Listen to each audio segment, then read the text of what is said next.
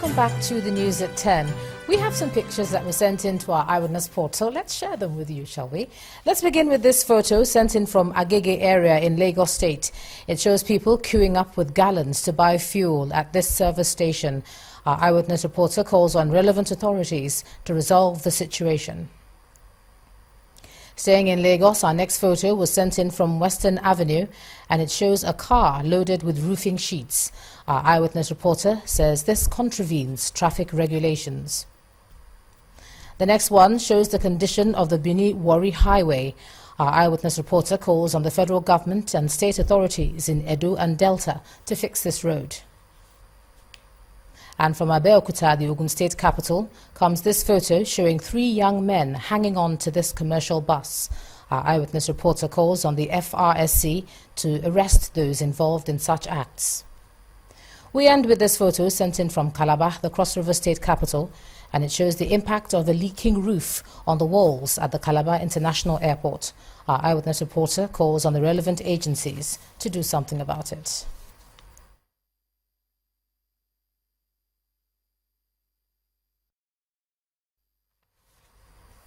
Thanks a lot for sending all your pictures, and we ask you to send us some more. A pedestrian bridge being constructed at the Gbagada axis of the Oshodi Expressway appears to be generating some discomfort for an 84-year-old resident. Mr. Latif Aguru has faulted the ongoing project for being located directly in front of his gate, even though there are other possible alternatives. Our eyewitness correspondent Chris Lems visited the scene and now reports. The resident of Alhaji Latif Aguru on number 8 Gbagada Road is currently witnessing lots of construction activities as Lagos State begins the construction of a pedestrian bridge here.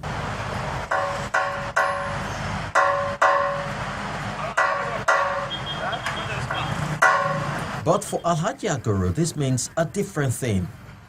A possible invasion of his space, his private life, and a drastic change to an area he had lived for over 30 years. Channel's eyewitness met up with a very disturbed old man who feels the site is not right. I'm not happy with the siting of this pedestrian bridge right in front of my house. Last year, the government decided to site this pedestrian bridge near the same church. But all of a sudden, on the 18th of February this year, I saw men of Gbagada coming to measure the frontage and want to site this. You will see this iron is right in front of mine. I wrote on the 22nd of February to the minister, to the Commissioner for Works and Infrastructure, Lagos State, the Attorney General, and the Commissioner for Physical Planning, that I seriously object to the siting of these pedestrian right in front of us. But they did not, no reply was due. For us to have a clearer view on the case at hand, we visited the State Ministry of Works in Alausa, where we met with the Commissioner for Works. There was a stakeholders meeting where we invited all stakeholders, including people who are at Antony, the other side of the road. So during the stakeholders meeting, my first question to them, look, do you want this bridge? And they all answered yes, that they want. He also throws light on why Alhaji Latif Aguru's space was not being encroached on. The setback between Baba's fence and the location of the bridge precisely is 9.9, almost 10 meters.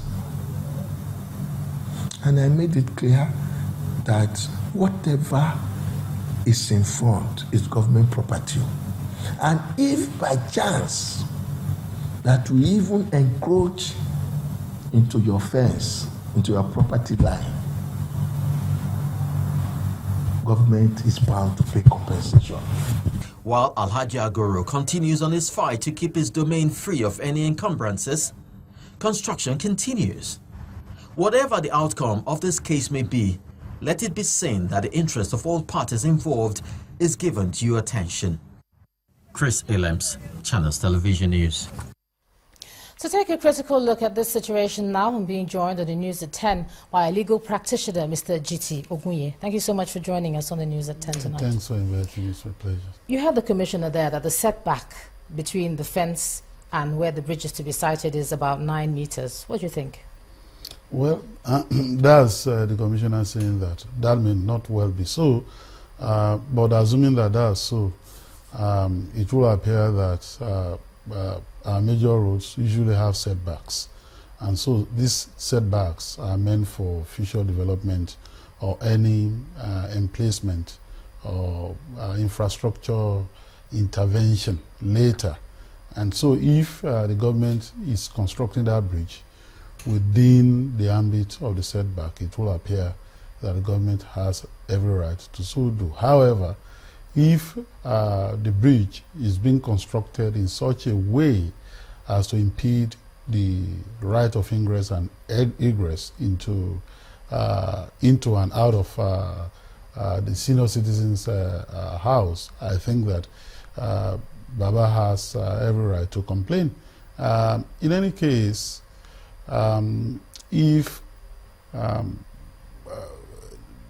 the construction is such that it will cause inconvenience to the old man, the Lagos State government has the responsibility, nay, the duty, to think of options of resettlement, relocating the old man, and then possibly acquiring the entire stretch of the man's land. But you heard what the commissioner said, that they held a stakeholders meeting, but the man had said he wrote a series of letters and none were replied. So what do you do when you said you've done your due diligence and everybody at that meeting agreed, yet there's someone who's saying that is not the case? No, who are the stakeholders? It will appear that in this case, we only have two stakeholders, the government and the old man.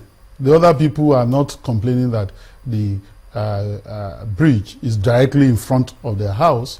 What the commissioner was saying, from what I heard, was that, well, they called everybody and they were asking them whether they needed the bridge or not. That's not the issue. Did they call everybody on whose land the property or the new bridge is being constructed, or so near the property of the person that may legitimately complain about this construction? So on the issue, therefore, of whether it is convenient to have that bridge so near the property of Baba, I think that the old man is the only stakeholder there. And so his own interest ought to be taken into consideration. And I don't think that the Lagos State government will lack the resources, financial resources, to resolve the matter by resettling him. In your experience, what should have been done before the heavy equipment moved in? Because obviously they knew somebody's house was there.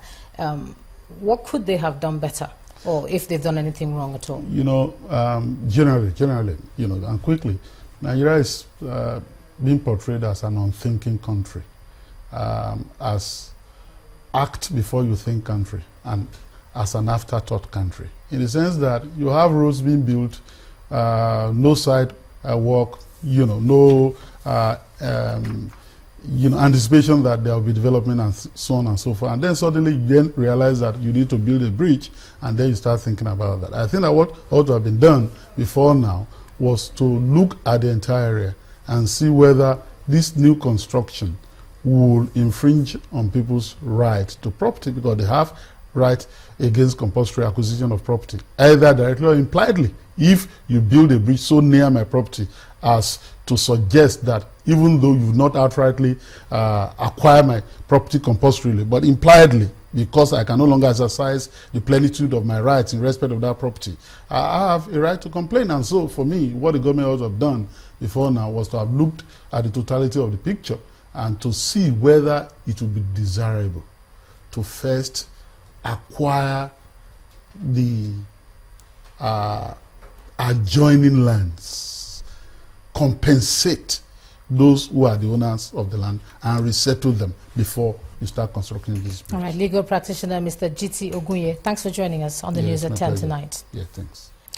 Let's see what's happening in the world of business now. Here's Adeshawa Josh. You first. First Bank.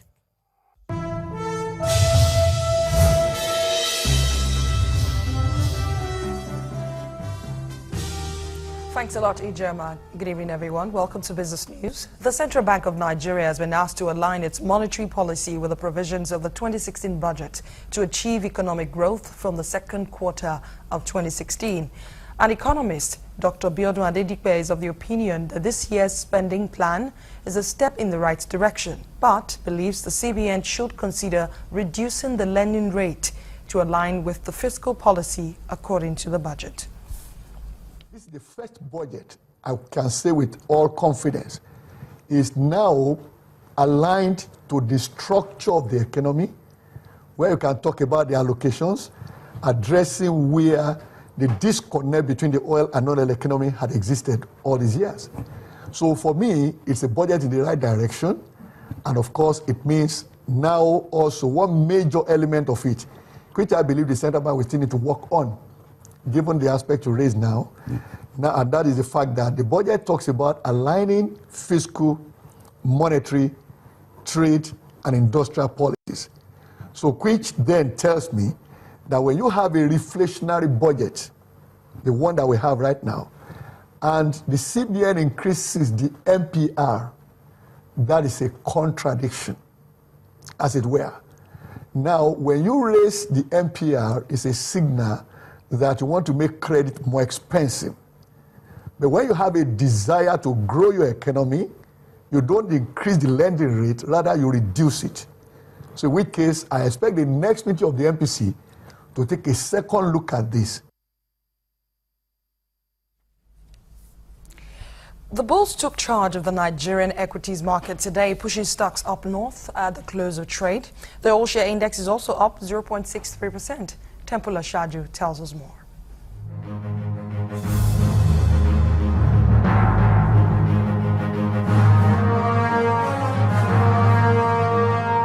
Glad to have you join us on Stock Market Report. Welcome. Market indicators reversed to the positive territory at the close of today's trading session on the Nigerian Stock Exchange. The benchmark index, all-share index, is up 0.63% to close at 25,899.91, while the market capitalization rose by about 5 billion naira to shut down at 8.90 trillion naira on the back of price appreciation from bellwether stocks. International breweries topped a list of 17 gainers with a 10.20% increase on its share price. Vitafoam was second by 9.77% and FCMB gained 5.26%. In the losers category, FBN Holdings led 18 laggards down by 5.13% of its share price. Nescon followed with a 4.96% in its share price, while Africa Prudential comes third by 4.92%. Zenith Bank, Guarantee Trust Bank, and of course Transcorp were the volume shockers in the market. And the day's transactions ended with a total volume of 397.05 billion shares worth 3.28 billion naira in 3,742 deals. And that does the stock market report for today. I'm Temple Ashaju.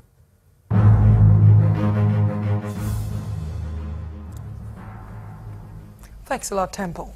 Let's now check closing figures from other major markets around the world.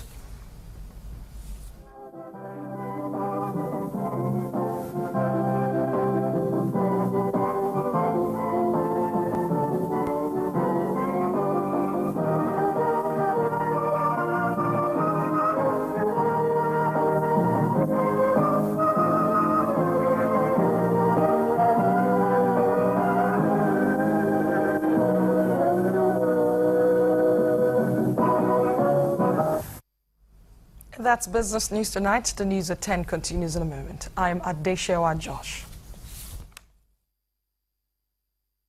You first. First Bank. Fidelity Bank's lucky customers in Port Harcourt, the River State capital, have a reason to celebrate after they were rewarded in the bank's Save and Win a Shelter promo. The grand prize of a house in Port Harcourt was won by a customer from Uromi in Delta State, in Edo State, I beg your pardon. The bank's executive director, South-South and South-East, Pauline Aku Odinkemelu, told journalists that another grand prize is up for grabs in the Lekki area of Lagos. Management and staff of Fidelity Bank and other guests are gathered here to celebrate the winners of the Save and Win a Shelter promo in the Rivers State capital. After the presentation of prizes of home appliances and a check to the winners, then the big one. Masterpiece, a piece of architectural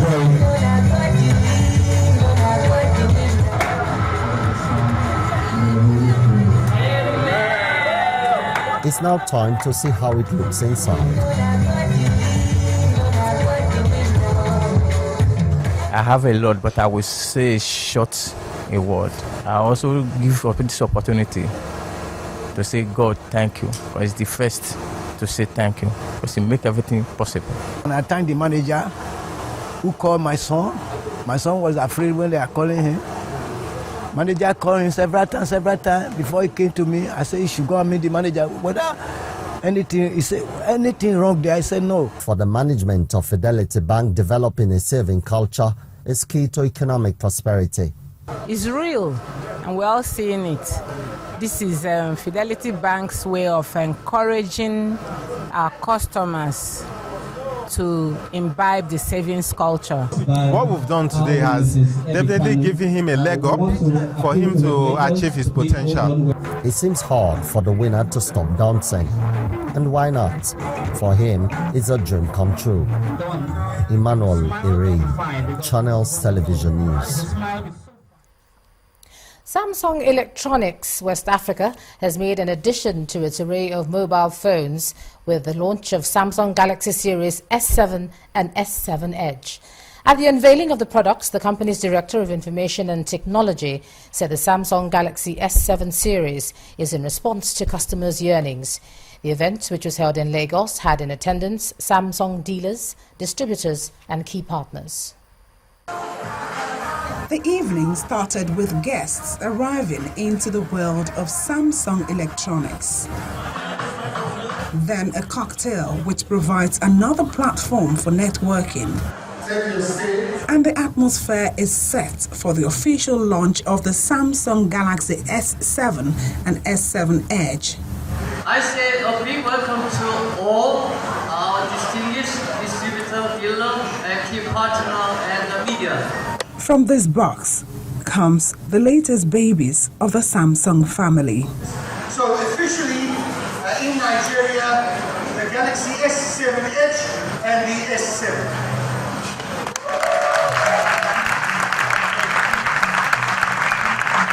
The management of Samsung Electronics West Africa says both the new Galaxy S7 and S7 Edge series have seamless functionality that enhance mobile experience. Between last year and this year, many of our customers gave us constructive feedback about what they would like to see in the next device. So people often say, why do you bring out another device? We don't bring it out just for the sake of bringing it out. We normally bring out another device to make some enhancements, some improvements after listening to our customers. The features that it has, one of it is the camera. It has a f1.7, and what that means is the fact that it captures light a lot faster. Another thing is the IP68. IP68 means that you can actually dip this phone in water for 30 minutes in 1.5 meter depth of water. The processor is 4 GB, which is like the highest in its class. For this device, you can either use a single SIM and your memory card, which you can expand up to 200 GB. Or you decide to lose the memory card and use 2 SIMs in it. So that means you can either use as a single SIM or a double SIM. Battery, of course, we use our devices a lot more. We connect it to the internet, to Wi-Fi, Bluetooth. So we've increased the battery capacity. So basically for customers, it lasts longer and it charges faster. To wrap up the evening, 7 people went home with free Samsung S7, while artists such as Reminisce and Banky W spiced up the evening with music.